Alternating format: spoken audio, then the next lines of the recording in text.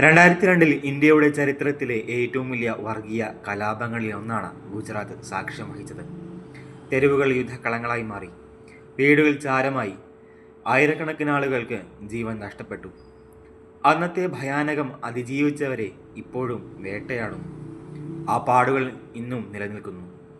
എന്നാൽ ഈ വിനാശകരമായ ആക്രമണത്തിലേക്ക് നയിച്ചത് എന്താണ്? അത് സ്വതസിദ്ധമായിരുന്നോ, അതോ അതിലും മോശമായ എന്തെങ്കിലും കളിക്കാനുണ്ടായിരുന്നു? ഉൾപ്പെട്ടിരിക്കുന്ന പ്രധാന വ്യക്തികൾ ആരായിരുന്നു? സർക്കാരും നിയമപാലകരും എന്ത് പങ്കാണ് വഹിച്ചത്? ഈ വീഡിയോയിൽ കലാപങ്ങൾക്ക് കാരണമായ സംഭവങ്ങളിലേക്കും അവയുടെ പിന്നിലെ രാഷ്ട്രീയ സാമൂഹിക ചലനാത്മകതകളിലേക്കും അവ ഇന്ത്യയിൽ ദീർഘകാലമായി ചെലുത്തിയ സ്വാധീനങ്ങളിലേക്കും ആഴത്തിൽ മുഴുകുന്നു. ആധുനിക ഇന്ത്യൻ ചരിത്രത്തിലെ ഇരുണ്ട അധ്യായങ്ങളിലൊന്ന് പിന്നിലെ സത്യം കണ്ടെത്തുമ്പോൾ ഞങ്ങളോടൊപ്പം നിൽക്കൂ. നമുക്ക് വീഡിയോയിലേക്ക് കടക്കാം.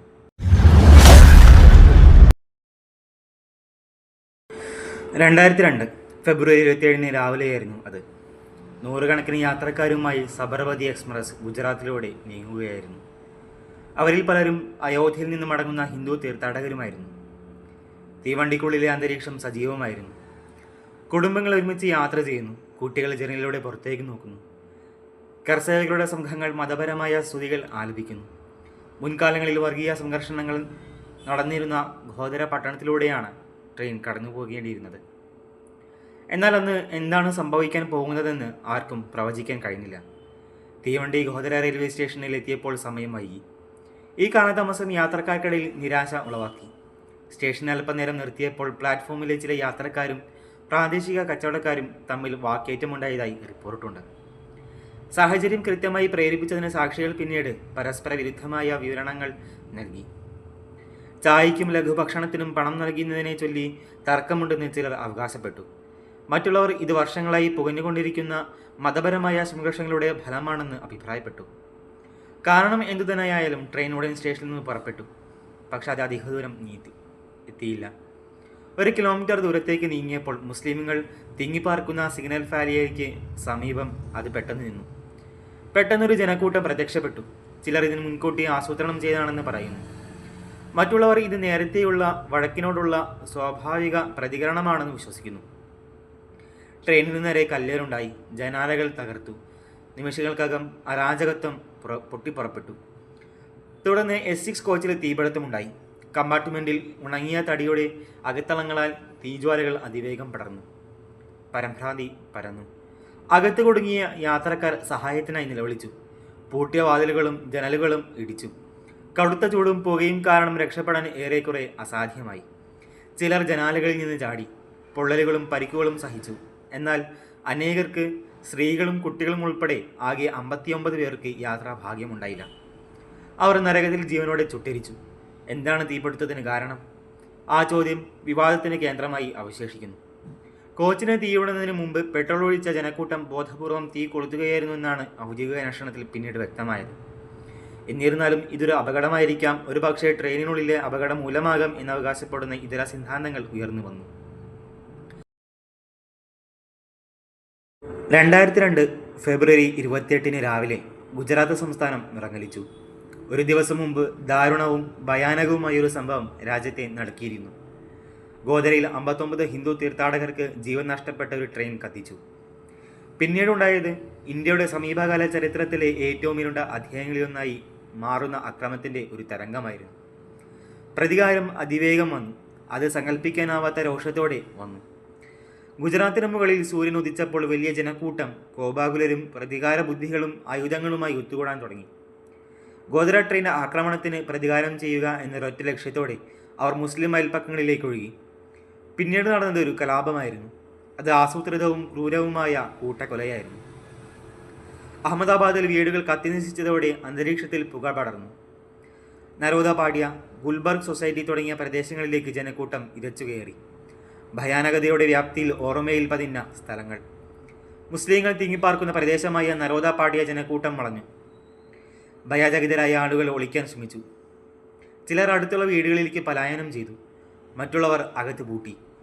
എന്നാൽ അക്രമികൾ തയ്യാറായി എത്തി. അവരുടെ പക്കൽ വാളുകളും വടികളും പെട്രോൾ ബോംബുകളും ഉണ്ടായിരുന്നു. പല കേസുകളിലും മുസ്ലിം ഉടമസ്ഥതയിലുള്ള കടകളുടെയും വീടുകളുടെയും ലിസ്റ്റുകൾ. വാതിലുകൾ തകർത്തു, കടകൾ കൊള്ളയടിച്ചു, വീടുകൾ കത്തിച്ചു. ജനങ്ങളെ തെരുവിലേക്ക് വലിച്ചിഴച്ചു. സ്ത്രീകളെ ഒഴിവാക്കിയില്ല.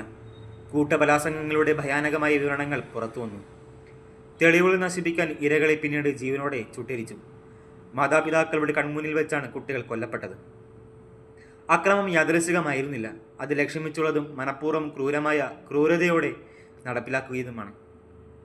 ഏതാനും കിലോമീറ്റർ അകലെ ഗുൽബർഗ് സൊസൈറ്റിയിൽ സമാധാനപരമായൊരു പാർപ്പിട സമുച്ചയം മരണക്കെണിയായി മാറി.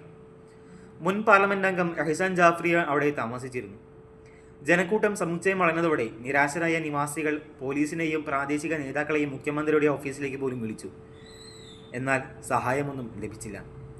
സഹായത്തിനായി അഭ്യർത്ഥിച്ച് എഹ്സാൻ ജാഫ്രി തന്നെ നിരവധി കോളുകൾ ചെയ്തു. തുടർന്ന് നിരാശാജനകമായ ഒരു പ്രവൃത്തിയിൽ ജനക്കൂട്ടവുമായി ചർച്ച നടത്താനും ശ്രമിക്കാനും അദ്ദേഹം ഇറങ്ങി. ക്രൂരമായി കൊല്ലപ്പെട്ടു. അന്ന് ഗുൽബർഗ് സൊസൈറ്റിയിൽ 60-ലധികം പേർ കൊല്ലപ്പെട്ടു. കുടുംബങ്ങളെ കശാപ്പു ചെയ്തു. വീടുകൾ നശിപ്പിക്കപ്പെട്ടു. ചില നിലം രക്തത്തിൽ കുതിർന്നു. വഡോദരയിലും ഗുജറാത്തിൻ്റെ മറ്റു ഭാഗങ്ങളിലും സമാനമായ ദൃശ്യങ്ങൾ അരങ്ങേറി. ഒന്നുകിൽ കണ്ണടയ്ക്കുകയോ അല്ലെങ്കിൽ ചില ഭയാനകമായ കേസുകളിൽ ജനക്കൂട്ടത്തെ സജീവമായി സഹായിക്കുകയോ ചെയ്യുന്നതായി പോലീസ് സേനകൾ പലപ്പോഴും ആരോപിക്കപ്പെടുന്നു. ആംബുലൻസുകൾ തടഞ്ഞു. അഗ്നിശമന സേനയെ തടഞ്ഞു. കർഫ്യൂകൾ കലാപകാരികളെ ഉദ്ദേശിച്ചല്ല. ഏറ്റവും മോശം അവസ്ഥ അവസാനിപ്പിച്ചപ്പോഴേക്കും 1000-ലധികം ആളുകൾ മരിച്ചു. അവരിൽ ഭൂരിഭാഗവും മുസ്ലിംകൾ. ആയിരക്കണക്കിന് ആളുകൾക്ക് പരിക്കേറ്റു. 10,000-കണക്കിന് ആളുകൾ അവരുടെ വീടുകളിൽ നിന്ന് പലായനം ചെയ്യപ്പെട്ടു. അതറിഞ്ഞതും വിഭവങ്ങളില്ലാത്തതുമായ ദുരിതാശ്വാസ ക്യാമ്പുകളിൽ താമസിക്കാൻ നിർബന്ധിതരായി. എന്നാൽ മൃതദേഹങ്ങൾ സംസ്കരിച്ച് തീയണച്ചതിന് ശേഷവും അക്രമം അവസാനിച്ചില്ല. അത് അഗാധവും ശാശ്വതവുമായ മുറിവുകൾ അവശേഷിപ്പിച്ചു. അതിജീവിച്ചവരിലും സമൂഹങ്ങളിലും ഒരു രാജ്യത്തിൻ്റെ മനസാക്ഷിയിലും. ഗുജറാത്തിൽ അക്കാലത്ത് സംഭവിച്ചത് സ്വതസിദ്ധമായ ഒരു പ്രതികരണമായിരുന്നില്ല. അത് രാഷ്ട്രീയവും സാമുദായിക വിഭജനവും ഉത്തരവാദിത്തമില്ലായ്മയും മൂലം വിദ്വേഷത്തിൻ്റെ പൊട്ടിത്തെറിയായിരുന്നു. ഏറ്റവും വേട്ടയാടുന്ന ഭാഗം. അതിജീവിച്ച പലർക്കും നീതി ഇപ്പോഴും ഒരു വിദൂര സ്വപ്നമാണ്.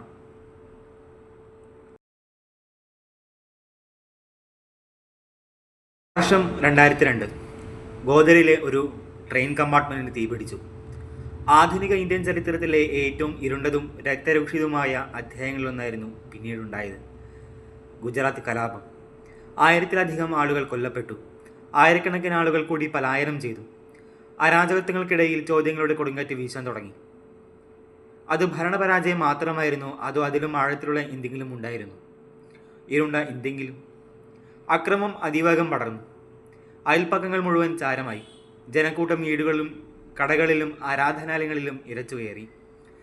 പല സ്ഥലങ്ങളിലും സഹായത്തിനായി പോലീസിനെ വിളിച്ചതായി ഇരകൾ അവകാശപ്പെട്ടു. പക്ഷേ ആരും വന്നില്ല. പോലീസ് വന്നപ്പോൾ ചിലർ പറയുന്നു അവർ വെറുതെ നോക്കി. ഈ കൊടുങ്കാറ്റിൻ്റെ കേന്ദ്രം ഗുജറാത്ത് മുഖ്യമന്ത്രിയായിരുന്നു നരേന്ദ്രമോദി. അക്രമം തടയുന്നതിൽ സർക്കാർ പരാജയപ്പെട്ടുവെന്ന് മാത്രമല്ല, അത് സംഭവിക്കാൻ അനുവദിച്ചിരിക്കാമെന്ന ആരോപണവും ഉടൻ ഉയർന്നു. ഉദ്യോഗസ്ഥരോട് താഴെ നിൽക്കാൻ പറഞ്ഞതായി റിപ്പോർട്ടുകൾ സൂചിപ്പിക്കുന്നു. ഭരണകൂടം കണ്ണടച്ചിരിക്കുകയാണെന്ന് ചിലർ അവകാശപ്പെട്ടു. അല്ലെങ്കിൽ മോശമായത് നിശബ്ദമായി അംഗീകരിക്കാൻ നൽകി. സഞ്ജീവ് ഭട്ട് എന്ന പോലീസ് ഉദ്യോഗസ്ഥനാണ് ഞെട്ടിപ്പിക്കുന്ന അവകാശവാദം ഉന്നയിച്ചത്.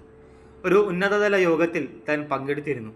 അവിടെ ഹിന്ദുക്കൾക്ക് അവിടെ രോഷം തീർക്കാൻ അനുവദിക്കണമെന്ന് മോദി ഉദ്യോഗസ്ഥരോട് പറഞ്ഞതായി അദ്ദേഹം പറഞ്ഞു. ഇത് രോഷത്തിനും തലക്കെട്ടുകൾക്കും നിയമപരമായി ഹർജികൾക്കും കാരണമായി. എന്നാൽ മറ്റുള്ളവർ ഭട്ടിൻ്റെ വിശ്വാസ്യതയെയും ഉദ്ദേശങ്ങളെയും ചോദ്യം ചെയ്തു. ഇന്ത്യയുടെ പരമോന്നത നീതിപീഠം ഇത് ശ്രദ്ധയിൽപ്പെടുത്തി. നേരത്തെ ഗുജറാത്ത് ഗവൺമെന്റിന്റെ കോടതി വിമർശിച്ചു. സംസ്ഥാനം കത്തുന്നത് കണ്ടിരുന്ന ഇന്നത്തെ നീറോ എന്ന് വിശേഷിപ്പിച്ചു. അന്വേഷണങ്ങൾ തുടങ്ങി. പ്രത്യേക കോടതികൾ രൂപീകരിച്ചു. സാക്ഷികൾ മുന്നോട്ട് വന്നു. ചിലർ നിശബ്ദരായി, ചിലത് സംരക്ഷിക്കപ്പെട്ടു. വർഷങ്ങൾ കടന്നുപോയി. വിചാരണകൾ ഇഴഞ്ഞു നീങ്ങി. തുടർന്ന് 2012 സുപ്രീം കോടതി നിയോഗിച്ച പ്രത്യേക അന്വേഷണ സംഘം റിപ്പോർട്ട് സമർപ്പിച്ചു. നരേന്ദ്രമോദിക്കെതിരെ പ്രോസിക്യൂട്ട് ചെയ്യാവുന്ന തെളിവുകളൊന്നും കണ്ടെത്തിയില്ല. ഒടുവിൽ കലാപത്തിന് 2 പതിറ്റാണ്ടുകൾക്ക് ശേഷം 2022 സുപ്രീം കോടതി മോദിക്ക് ക്ലീൻ ചിറ്റ് നൽകി. അദ്ദേഹത്തെ അക്രമവുമായി നേരിട്ട് ബന്ധപ്പെടുത്തുന്ന തെളിവുകളൊന്നുമില്ലെന്ന് വ്യക്തമാക്കി SITയുടെ കണ്ടെത്തലുകൾ അത് ശരിവച്ചു. നിയമപരമായി വിഷയം അവസാനിപ്പിച്ചു. ചിലരെ സംബന്ധിച്ചിടത്തോളം ആ വിധി ചർച്ചയുടെ അവസാനത്തെ അടയാളപ്പെടുത്തി. മോദി ഇന്ത്യയുടെ പ്രധാനമന്ത്രിയായി. അതിനുശേഷമുള്ള അദ്ദേഹത്തിൻ്റെ ഭരണം അദ്ദേഹത്തിൻ്റെ സത്യസന്ധത തെളിയിക്കുന്നതായി അദ്ദേഹത്തിൻ്റെ അനുയായികൾ പറയുന്നു. എന്നാൽ അതിജീവിച്ചവർക്കും വിമർശകർക്കും 2002 പാടുകൾ ഇപ്പോഴും ഭേദമായിട്ടില്ല. ചോദ്യങ്ങൾ ഇപ്പോഴും നിലനിൽക്കുന്നു. അവർക്ക് നീതി പൂർത്തിയാക്കിയതായി തോന്നുന്നു. 2022 ഗുജറാത്ത് കലാപം എന്നും ഇന്ത്യയുടെ ഓർമ്മയുടെ ഭാഗമായിരിക്കും. സമാധാനം എത്ര ദുർബലമാക്കുന്നതിൻ്റെ ഓർമ്മപ്പെടുത്തൽ. ദുരന്തത്തിന് അനന്തരഫലങ്ങൾ സത്യം പലപ്പോഴും എല്ലാവരുടെയും ഏറ്റവും അവ്യക്തമായ ഇരയായി മാറുന്നത് എങ്ങനെയാണ്?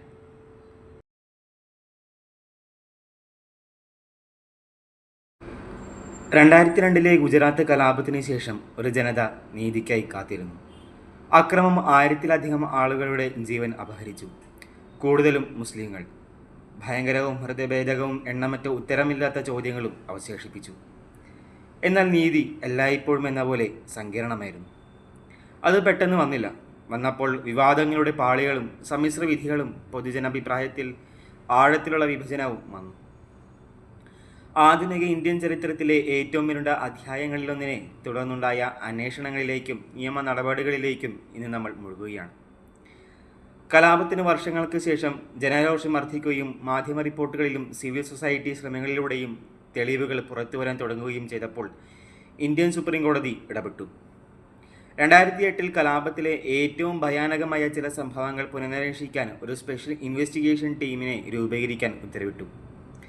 CBI മുൻ ഡയറക്ടർ RK രാഘവനും പിന്നീട് മറ്റ് ഉന്നത ഉദ്യോഗസ്ഥരും. അതിന് കൽപ്പന ഇങ്ങനെയായിരുന്നു: ഒന്നുകിൽ അവസാനിപ്പിച്ചതോ മോശമായി അന്വേഷിക്കുന്നതോ ആയ കേസുകൾ പരിശോധിക്കാൻ, പ്രത്യേകിച്ച് രക്ഷപ്പെട്ടവർ പോലീസിൻ്റെയോ രാഷ്ട്രീയക്കാരുടെയോ പങ്കാളിത്തം ആരോപിക്കുന്ന കേസുകൾ. ഗുൽബർഗ് സൊസൈറ്റി കൂട്ടക്കൊല, നരോദ പാഠ്യ നരോദ ഗാം കൊലപാതകങ്ങൾ, ഗോദ്ര ട്രെയിൻ കത്തിക്കൽ തുടങ്ങിയ 9 സുപ്രധാന കേസുകൾ SITക്ക് കൈമാറി. നരോദ പാഠ്യ കൂട്ടക്കൊലയാണ് ഏറ്റവും ഉയർന്ന വിചാരണകളിൽ ഉൾപ്പെട്ടത്. കലാപത്തിനിടെ നടന്ന ഏറ്റവും മോശമായ ഒറ്റ ദിവസത്തെ ആക്രമണങ്ങളിലൊന്നിൽ ഏകദേശം 97 പേർ കൊല്ലപ്പെട്ടു. ഈ കേസ് ഇന്ത്യൻ രാഷ്ട്രീയ ചരിത്രത്തിലെ ഏറ്റവും വലിയ ഞെട്ടലിലേക്ക് നയിച്ചു. 2012 BJP MLAയും ഗുജറാത്ത് മുൻ മന്ത്രിയുമായിരുന്ന മായ കൊത്നാനിയെ കൂട്ടക്കൊലയ്ക്ക് പ്രേരിപ്പിച്ചതിനും അതിൽ പങ്കെടുത്തതിനും 28 വർഷം തടവിന് ശിക്ഷിക്കപ്പെട്ടു. അവർ വാളുകൾ നീട്ടി ജനക്കൂട്ടത്തെ പ്രോത്സാഹിപ്പിച്ചതായി ദൃക്സാക്ഷികൾ മൊഴി നൽകി.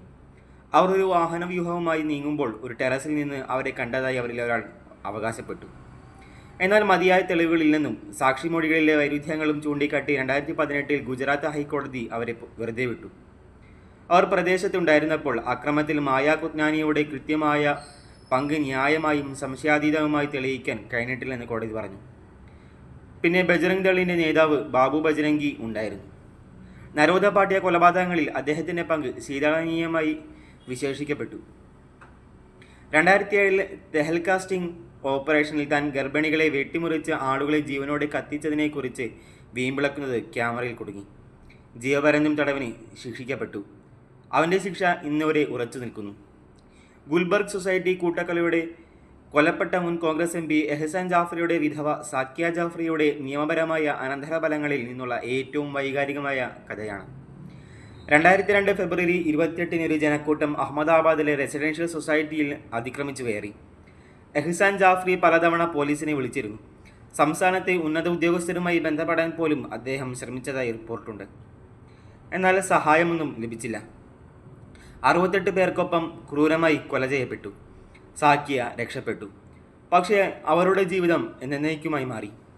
അവരുടെ പോരാട്ടം അക്രമങ്ങൾക്കെതിരെ മാത്രമായിരുന്നില്ല. അന്നത്തെ ഗുജറാത്ത് മുഖ്യമന്ത്രി നരേന്ദ്രമോദിയും മുതിർന്ന ഉദ്യോഗസ്ഥരും ഉൾപ്പെട്ട ഒരു വലിയ ഗൂഢാലോചനയാണെന്ന് അവർ വിശ്വസിച്ചതിന് എതിരായിരുന്നു. ബോധപൂർവമായ ഭരണപരാജയമാണ് ഉണ്ടായതെന്ന് അവർ ആരോപിച്ചു. നടപടിയെടുക്കരുതെന്ന് പോലീസിനോട് പറഞ്ഞു. കലാപകാരികൾക്ക് സ്വാതന്ത്ര്യം നൽകി. 2006 മോദിയെയും മറ്റുള്ളവരെയും പ്രോസിക്യൂട്ട് ചെയ്യണമെന്ന് ആവശ്യപ്പെട്ട് അവർ ഹർജി നൽകി. നീണ്ട അന്വേഷണത്തിനൊടുവിൽ 2012 മോദിക്കെതിരെ പ്രോസിക്യൂട്ടബിൾ തെളിവുകളിൽ നിന്ന് SIT നിഗമനം ചെയ്തു. പുനരന്വേഷണം ആവശ്യപ്പെട്ട് സാക്കിയ എതിർപ്പുമായി രംഗത്തെത്തി. ഒടുവിൽ 2002 SITയുടെ കണ്ടെത്തലുകൾ ശരിവെച്ചുകൊണ്ട് ഇന്ത്യൻ സുപ്രീം കോടതി അവരുടെ ഹർജി തള്ളി. സംസ്ഥാന നേതൃത്വത്തിൻ്റെ വലിയ ഗൂഢാലോചനയുടെയോ ബോധപൂർവമായ നിഷ്ക്രിയത്വത്തിൻ്റെയോ നേരിട്ടുള്ള തെളിവുകൾ ഇല്ലെന്ന് കോടതി വ്യക്തമാക്കി. അത് അവരുടെ അപേക്ഷയെ യോഗ്യതയില്ലാത്തതെന്ന് വിളിച്ചു. കലാപവുമായി ബന്ധപ്പെട്ട് മോദിക്കെതിരെയുള്ള ഏതൊരു ക്രിമിനൽ പ്രോസിക്യൂഷനും ഈ വിധി ഫലപ്രദമായി വാതിലടച്ചു. നൂറുകണക്കിന് FIRകളിലും 2000-ലധികം പ്രതികളിലും ഏതാനും ഡസൻ പേർ മാത്രമാണ് ശിക്ഷിക്കപ്പെട്ടത്. പലരെയും വെറുതെ വിട്ടു. ചിലർ തെളിവുകളുടെ അഭാവത്താൽ, മറ്റുള്ളവർ ശത്രുപരമായ സാക്ഷികളുടെയോ രാഷ്ട്രീയ സമ്മർദ്ദമോ കാരണം. മനുഷ്യാവകാശ സംഘടനകൾ ഈ പ്രക്രിയയെ വിമർശിച്ചു. ഇത് തിരഞ്ഞെടുക്കപ്പെട്ടതും അപര്യാപ്തവുമാണെന്ന് വിശേഷിപ്പിച്ചു. എന്നിരുന്നാലും SITയുടെ നിലനിൽപ്പും ചില പ്രധാന ബോധ്യങ്ങളും ഉത്തരവാദിത്തത്തിൻ്റെ ഒരു നേർക്കാഴ്ച വാഗ്ദാനം ചെയ്തു. എന്നിരുന്നാലും ഇരകൾക്കും അതിജീവിച്ചവർക്കും നീതിയിലേക്കുള്ള പാത ദീർഘവും പലതരത്തിൽ അപൂർണവുമായിരുന്നു. ഗുജറാത്ത് കലാപം ഇന്ത്യയുടെ കൂട്ടായ ബോധത്തിൽ വേദനാജനകമായ ഓർമ്മയായി തുടരുന്നു. ചിലത് അടച്ചുപൂട്ടുമ്പോൾ പലരും ഇപ്പോഴും കാത്തിരിക്കുന്നു നീതിക്കും അംഗീകാരത്തിനും സമാധാനത്തിനും വേണ്ടി.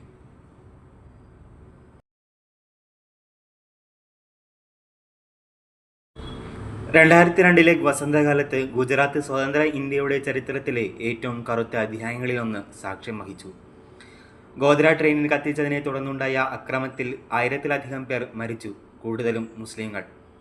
10,000-കണക്കിന് ആളുകൾ പലായനം ചെയ്തു. പക്ഷേ പുകയും ചാരവും കൊണ്ട് ആ ഭീകരത അവസാനിച്ചില്ല. അതിൻ്റെ ആഘാതം വളരെ ആഴത്തിൽ പതിഞ്ഞിരുന്നു. തൊട്ടു പിന്നാലെ ഗുജറാത്ത് കലാപം കേവലം ഒരു സംസ്ഥാന ദുരന്തം എന്നതിലുപരിയായി അത് ദേശീയ അന്തർദേശീയ രാഷ്ട്രീയ മിന്നൽ പോയിന്റായി മാറി. ക്രമസമാധാനത്തെക്കുറിച്ച് മാത്രമല്ല, സങ്കീർണത, ഭരണം, നീതി എന്നിവയെക്കുറിച്ചും ചോദ്യങ്ങൾ ഉയർന്നു. ഇതിൻ്റെയെല്ലാം കേന്ദ്ര ബിന്ദുവായിരുന്നു അന്നത്തെ മുഖ്യമന്ത്രി നരേന്ദ്രമോദി. ഒന്നുകിൽ കണ്ണടയ്ക്കുകയോ അക്രമത്തിന് കൂട്ടുനിൽക്കുകയോ ചെയ്യുന്നുവെന്ന് വിമർശകർ കുറ്റപ്പെടുത്തി. മോദി ഒരു ധ്രുവീകരണ വ്യക്തിയായി. അദ്ദേഹം എല്ലാ ആരോപണങ്ങളും നിരസിക്കുകയും ഒടുവിൽ 2012 സുപ്രീം കോടതി നിരീക്ഷണത്തിലുള്ള SIT അനുമതി നൽകുകയും ചെയ്തപ്പോൾ 2002 നിഴലുകൾ വർഷങ്ങളോളം അദ്ദേഹത്തെ പിന്തുടർന്നു. അന്താരാഷ്ട്ര തലത്തിൽ തിരിച്ചടി പ്രാധാന്യമർഹിക്കുന്നതായിരുന്നു. 2005 യുണൈറ്റഡ് സ്റ്റേറ്റ്സ് സ്റ്റേറ്റ് ഡിപ്പാർട്ട്മെൻറ്റ് കലാപത്തിൽ മോദിയുടെ പങ്കിനെക്കുറിച്ചുള്ള ആശങ്കകൾ ചൂണ്ടിക്കാട്ടി. ഇമിഗ്രേഷൻ ആൻഡ് നാഷണാലിറ്റി ആക്ടിലെ ഒരു വകുപ്പ് പ്രകാരം അദ്ദേഹത്തിന് നയതന്ത്ര വിസ നിഷേധിച്ചു. അനൗപചാരിക യാത്രാ നിരോധനം ഏർപ്പെടുത്തിക്കൊണ്ട് നിരവധി യൂറോപ്യൻ രാജ്യങ്ങൾ ഇത് പിന്തുടർന്നു. മനുഷ്യാവകാശ പ്രശ്നത്തിൻ്റെ പേരിൽ ആഗോളതലത്തിൽ ഒറ്റപ്പെടൽ നേരിടുന്ന ഏക ഇന്ത്യൻ രാഷ്ട്രീയക്കാരനാണ് മോദി. എന്നാൽ കുറച്ചു പേർക്ക് പ്രവചിക്കാൻ കഴിയുമായിരുന്ന ഒരു രാഷ്ട്രീയ വഴിത്തിരിവിൽ 2014 നരേന്ദ്രമോദി എന്ന മനുഷ്യൻ തന്നെ ഇന്ത്യയുടെ പ്രധാനമന്ത്രിയായി ഉയർന്നു. അത് സംഭവിച്ചപ്പോൾ അദ്ദേഹത്തെ പിന്തിരിപ്പിച്ച അതേ രാജ്യങ്ങൾ പൂർണ്ണമായ നയതന്ത്ര മര്യാദകൾ നൽകി വാതിലുകൾ വിശാലമായി തുറന്നു. വിരോധാഭാസത്തിൻ്റെയും പ്രതിഫലനത്തിൻ്റെയും ഒരു നിമിഷമായിരുന്നു അത്. 2002 ചാരത്തിൽ നിന്നും ഇന്ത്യയും മോദിയും എത്രത്തോളം വന്നു. കലാപങ്ങൾ അവശിഷ്ടങ്ങൾക്കപ്പുറം അവശേഷിപ്പിച്ചു. അവർ അദൃശ്യമായ അതിർത്തികൾ സൃഷ്ടിച്ചു. ഹൃദയങ്ങളെയും സമൂഹങ്ങളെയും അയൽപ്പക്കങ്ങളെയും വിഭജിച്ചു. ഗുജറാത്തിൽ 1000-കണക്കിന് മുസ്ലിങ്ങൾ വീട് വിട്ട് പലായനം ചെയ്യാൻ നിർബന്ധിതരായി. അവരിൽ പലരും തിരിച്ചു വന്നില്ല. ഭയം, ആഘാതം, ശത്രുത എന്നിവ ഒരു കാലത്ത് ഇടകലർന്ന പ്രദേശങ്ങളെ ഗെട്ടോകളാക്കി മാറ്റി. അഹമ്മദാബാദ് പോലുള്ള സ്ഥലങ്ങളിൽ അയൽപ്പക്കങ്ങൾ മുഴുവൻ വേർതിരിക്കപ്പെട്ടു. ചിലത് സുരക്ഷയ്ക്കായി മതിലുകളാൽ ചുറ്റപ്പെട്ടു. ഇതേ തുടർന്ന് തിടുക്കത്തിൽ സ്ഥാപിച്ച ദുരിതാശ്വാസ ക്യാമ്പുകൾ അർദ്ധസ്ഥിരതാമസ കേന്ദ്രങ്ങളായി മാറി. സാഹചര്യങ്ങൾ മോശമായിരുന്നു. ശുചിത്വം കുറവായിരുന്നു. വിദ്യാഭ്യാസവും ആരോഗ്യപരിപാലനവും പിന്നീടുള്ള ചിന്തകളായിരുന്നു. ഹ്യൂമൻ റൈറ്റ്സ് വാച്ചും ആംനസ്റ്റി ഇന്റർനാഷണലും പുനരധിവാസത്തിലെ വ്യവസ്ഥാപിത പരാജയത്തെക്കുറിച്ചും അതിജീവിച്ചവരുടെ ദീർഘകാല പാർശ്വവൽക്കരണത്തെക്കുറിച്ചും റിപ്പോർട്ട് ചെയ്തു. ഈ ക്യാമ്പുകളിൽ കുട്ടികളുടെ ഒരു തലമുറ വളർന്നു. ശരിയായ സ്കൂളുകൾ ഇല്ലാതെ, സുരക്ഷിതത്വമില്ലാതെ, ചിലപ്പോൾ അടച്ചുപൂട്ടാതെ. പ്രിയപ്പെട്ടവരും വീടും നഷ്ടപ്പെട്ടവരുടെ ഓർമ്മകൾ ചരിത്ര പുസ്തകങ്ങളിൽ പതിഞ്ഞിട്ടില്ല. മറിച്ച് ഓരോ നിശബ്ദമായ നോട്ടത്തിലും ഓരോ കഥകളിലും പതിഞ്ഞ സ്വരത്തിൽ അവർ പതിഞ്ഞിരുന്നു. മുഖ്യധാര ബോളിവുഡ് ആദ്യം നിശബ്ദമായിരുന്നു. ഒരു പക്ഷേ തളർന്നുപോയി, അല്ലെങ്കിൽ പേടിച്ചുപോയി. പക്ഷേ പതുക്കെ ശബ്ദങ്ങൾ ഉയർന്നു. 2007 പർസാനിയ ഒരു പാഴ്സി കുടുംബത്തിനെ വേട്ടയാടുന്ന കഥ പറഞ്ഞു. അവരുടെ മകൻ കലാപത്തിനിടെ അപ്രത്യക്ഷനായി. ഗുൽബർഗ് സൊസൈറ്റി കൂട്ടക്കൊലയ്ക്കിടെ അപ്രത്യക്ഷനായ 13-കാരൻ അസ്ഹർ മോഡിയുടെ യഥാർത്ഥ ജീവിത കഥയെ അടിസ്ഥാനമാക്കിയുള്ളതാണ് ചിത്രം. രാഹുൽ ധോലാക്കിയ സംവിധാനം ചെയ്ത ഈ ചിത്രം നിരൂപക പ്രശംസ നേടിയെങ്കിലും രാഷ്ട്രീയ പ്രതിരോധം നേരിട്ട് ഗുജറാത്തിൽ ഒരിക്കലും റിലീസ് ചെയ്തില്ല. അടുത്ത വർഷം നന്ദിത ദാസിൻ്റെ ഫിറാഖ് കൂടുതൽ അടുപ്പമുള്ള ഛായാചിത്രം വരച്ചു. കലാപം നടന്നൊരു മാസത്തിനു ശേഷം ഹിന്ദുവും മുസ്ലിമുമായ സാധാരണ മനുഷ്യർ എങ്ങനെ കുറ്റബോധവും നഷ്ടവും അതിജീവനവും അനുഭവിക്കുന്നുവെന്ന് അത് കാണിച്ചു തന്നു. സ്വയം പ്രശസ്തയായ അഭിനേത്രിയും ആക്ടിവിസ്റ്റുമായ ദാസ് കലാപങ്ങളെക്കുറിച്ചല്ല, മറിച്ച് അവരുടെ മാനസികമായ അനന്തരഫലങ്ങളെക്കുറിച്ചാണ് ഒരു സിനിമ നിർമ്മിക്കാൻ ആഗ്രഹിക്കുന്നതെന്ന് പറഞ്ഞു. 2019 പോലും ദ താഷ്കന്റ് ഫയൽസ് പോലുള്ള സിനിമകൾ പ്രാഥമികമായും മറ്റൊരു വിഷയത്തെക്കുറിച്ചാണെങ്കിലും വിശാലമായ സാംസ്കാരിക അസ്വസ്ഥതയെ പ്രതിഫലിപ്പിച്ചു. ഇന്ത്യയുടെ ചരിത്രം, പ്രത്യേകിച്ച് അതിൻ്റെ അസുഖകരമായ അധ്യായങ്ങൾ, ഇപ്പോഴും എങ്ങനെ തർക്കിക്കുകയും ചർച്ച ചെയ്യപ്പെടുകയും ചെയ്യുന്നുവെന്ന് കാണിക്കുന്നു. മാധ്യമങ്ങളും ഇരട്ടവേഷം ചെയ്തു. അസുഖകരമായ സത്യങ്ങൾ പുറത്തു കൊണ്ടുവരാൻ ചില മാധ്യമപ്രവർത്തകർ തങ്ങളുടെ ജീവൻ പണയപ്പെടുത്തിയപ്പോൾ മറ്റുള്ളവർ പക്ഷാപാതപരമായ റിപ്പോർട്ടിംഗ് ആരോപിച്ചു. കാലക്രമേണ ഡോക്യുമെൻ്ററികളും പുസ്തകങ്ങളും പത്രപ്രസ്താവനകളും ഗുജറാത്ത് 2002 വീണ്ടും സന്ദർശിക്കുന്നത് തുടർന്നു. ചില മുറിവുകൾ നിശബ്ദത കൊണ്ട് ഉണങ്ങാൻ വിസമ്മതിച്ചു. കാലം കടന്നുപോയി, നേതാക്കൾ മാറി, നഗരങ്ങൾ പുനർനിർമ്മിച്ചു. എന്നാൽ ഗുജറാത്ത് 2002 ഇന്ത്യയുടെ യാത്രയിൽ ഒരു റെഫറൻസ് പോയിന്റായി തുടർന്നു. രാഷ്ട്രീയം, നീതി, കൂട്ടായ ഓർമ്മ. ചിലർക്കത് ഭരണപരാജയമായിരുന്നു, മറ്റുള്ളവർക്ക് ഉണർവിൻ്റെ ഒരു നിമിഷം. എന്നാൽ അതിലൂടെ ജീവിച്ചവർക്ക് അത് വിശ്വാസത്തിൻ്റെ തകർച്ചയായിരുന്നു, സാമൂഹിക ഘടനയെ കീറിമുറിക്കലായിരുന്നു. ഇന്നും നിലനിൽക്കുന്ന ചോദ്യം ഇതാണ്: ഒരു രാഷ്ട്രത്തിൻ്റെ അതിൻ്റെ ഭൂതകാലത്ത് അഭിമുഖീകരിക്കാത്ത യാഥാർത്ഥ്യത്തിൻ്റെ മുന്നോട്ടു പോകാൻ കഴിയുമോ?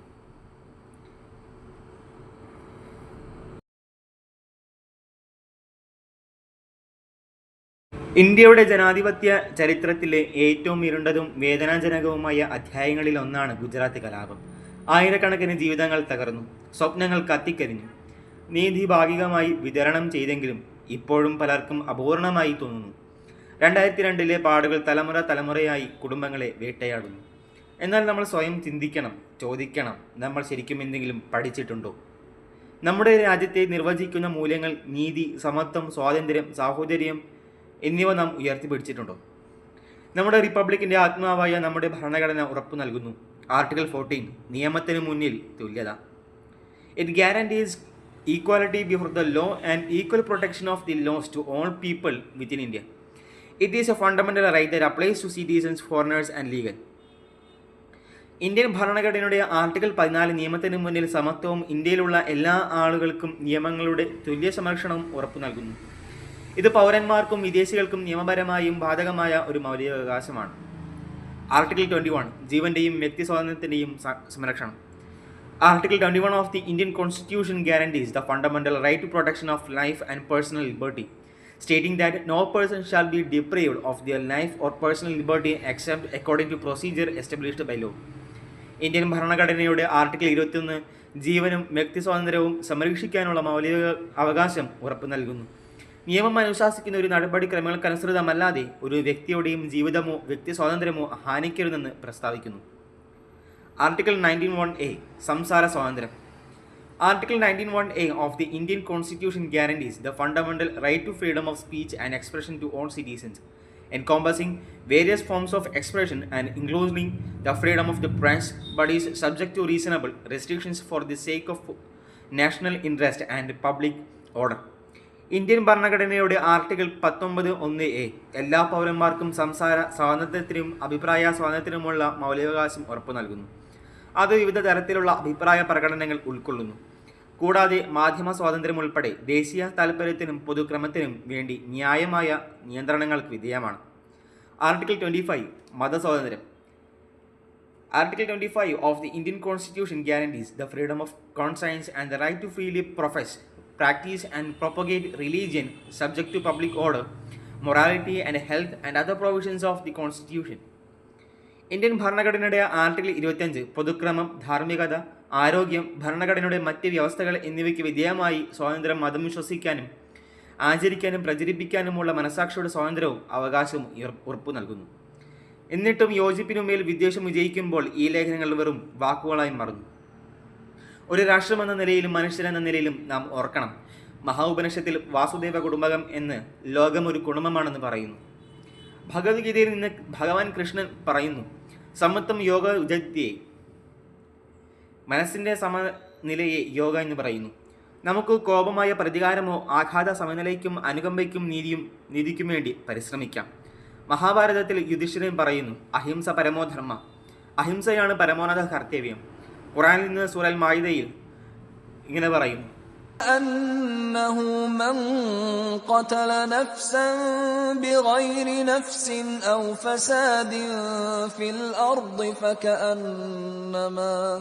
فكأنما قتل الناس جميعا ومن أحياها فكأنما أحيا الناس جميعا.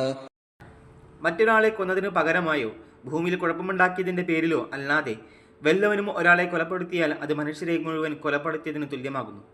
ഒരാളുടെ ജീവൻ വല്ലവരും രക്ഷിച്ചാൽ അത് മനുഷ്യരുടെ മുഴുവൻ ജീവൻ രക്ഷിച്ചതിന് തുല്യമാകുന്നു. ബൈബിളിൽ നിന്ന് യോഹന്നാൻ 13 അധ്യായത്തിൽ 34 വചനം പറയുന്നു, ഞാൻ നിങ്ങൾക്കൊരു പുതിയ കൽപ്പന നൽകുന്നു, പരസ്പരം സ്നേഹിക്കുക. ഞാൻ നിങ്ങളെ സ്നേഹിച്ചതുപോലെ നിങ്ങളും പരസ്പരം സ്നേഹിക്കണം. മതമൊരിക്കലും ശത്രുവായിരുന്നില്ല, വെറുപ്പാണ്. രാഷ്ട്രീയമൊരിക്കലും പ്രശ്നമായിരുന്നില്ല, നിശബ്ദതയാണ്. ഇതൊരു ഡോക്യുമെൻ്ററി മാത്രമാക്കരുത്, അതൊരു ഓർമ്മപ്പെടുത്തലായിരിക്കട്ടെ. ഓരോ ജീവിതവും പ്രധാനമാണ്, ഓരോ ശബ്ദവും കേൾക്കാൻ അർഹതയുണ്ടെന്ന്. ആ മാനവികത എപ്പോഴും അപ്പോൾ നിങ്ങൾ എന്താണ്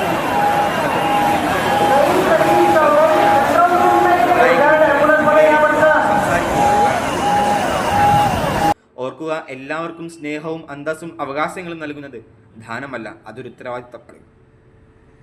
സബ്സ്ക്രൈബ് ചെയ്യുക, ഷെയർ ചെയ്യുക, പിന്നെ ഒരിക്കലും മറക്കില്ല.